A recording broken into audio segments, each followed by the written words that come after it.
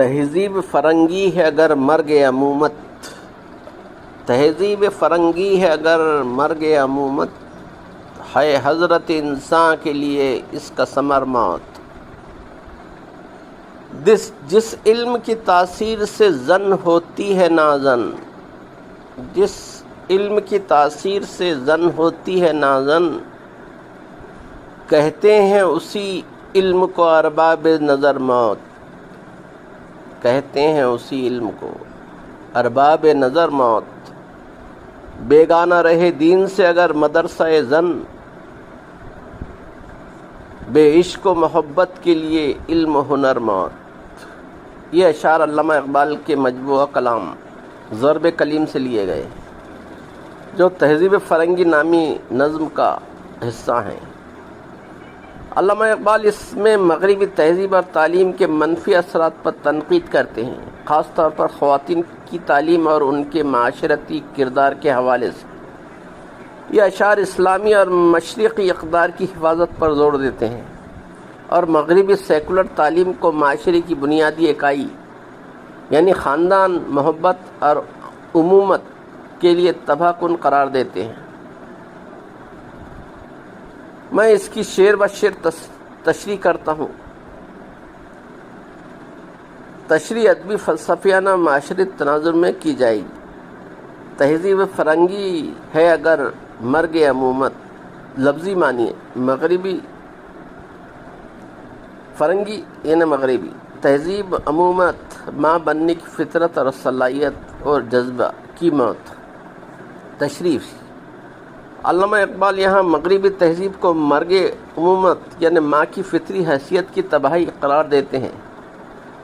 ان کے نزدیک مغربی تہذیب خواتین کو ان کی فطری ذمہ داریوں جیسے بچوں کی پرورش اور خاندانی نظام کی حفاظت سے دور کر دیتی ہے۔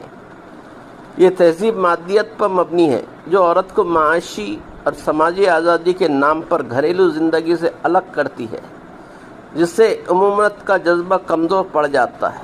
اقبال یہاں اگر کا لفظ استعمال کر کے ایک شرطی بیان دیتے ہیں جو دراصل ایک تنقیدی بیان ہے کہ یہ تہذیب واقعی عمومت کو ختم کر رہی ہے۔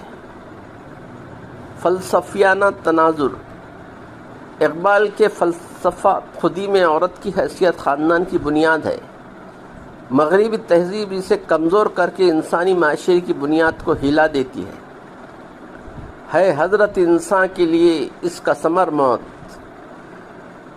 لفظی معنی تو اس مغربی تہذیب کا پھل انسانیت کے لیے موت ہے۔ پہلے مصرے کی شرط کو مکمل کرتے ہوئے اقبال کہتے ہیں اگر مغربی تہذیب عمومت کو ختم کرتی ہے تو اس کا نتیجہ پوری انسانیت کی موت ہے۔ ثمر یعنی پھل سے مراد نتیجہ یا انجام ہے، یعنی جب عمومت ختم ہوگی تو خاندانی نظام ٹوٹے گا جو معاشرے کی بنیاد ہے۔ یہ موت جسمانی نہیں بلکہ روحانی، اخلاقی اور معاشرتی ہے، یعنی انسانی اقدار کی تباہی۔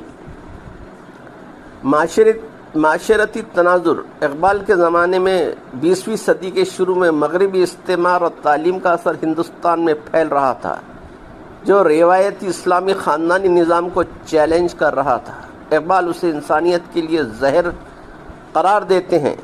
جس علم کی تاثیر سے زن ہوتی ہے نازن، لفظی معنی علم کے اثرات سے عورت نہیں رہتی۔ علم سے مراد مغربی سیکولر تعلیم ہے جو خواتین کو ان کی فطری عورت پن سے محروم کر دیتی ہے۔ اقبال کے نزدیک عورت کی فطرت میں نرمی، محبت، پرورش اور خاندانی ذمہ داریاں شامل ہیں۔ مغربی تعلیم اسے مردوں کی طرح مقابلہ باز اور مادیت پسند بنا دیتی ہے، جس سے وہ نہ زن غیر عورت بن جاتی ہے، یعنی اپنی فطری حیثیت کھو دیتی ہے۔ تاثیر پر زور دے کر اقبال بتاتے ہیں کہ یہ تعلیم سطحی نہیں بلکہ گہرے اثرات چھوڑتی ہے۔ ادبی اسلوب: زن ہوتی ہے نازن میں تکرار اور تضاد کا استعمال شاعری کو مؤثر بناتا ہے جو قاری کو جھنجھوڑتا ہے۔ کہتے ہیں اسی علم کو ارباب نظر موت، لفظی معنی دانشور اور بصیرت والے اسی علم کو موت کہتے ہیں۔ ارباب نظر سے مراد وہ لوگ ہیں جو گہری بصیرت رکھتے ہیں، جیسے اسلامی مفکرین یا روحانی رہنما۔ اقبال کہتے ہیں کہ یہ لوگ ایسی تعلیم کو موت قرار دیتے ہیں کیونکہ یہ عورت کی فطرت کو مار دیتی ہے اور معاشرے کو تباہ کرتی ہے۔ یہ مصرع پہلے مصرے کو جوڑتا ہے اور تنقید کو مزید وزنی بناتا ہے۔ اقبال کے نزدیک حقیقی علم وہ ہے جو خودی کو مضبوط کرے، نہ کہ فطرت کو مسخ کرے۔ مغربی علم مادیت پر مبنی ہے جو روحانیت سے خالی ہے۔ بیگانہ رہے دین سے اگر مدرسہ زن، اگر لڑکیوں کا مدرسہ دین سے بیگانہ رہے۔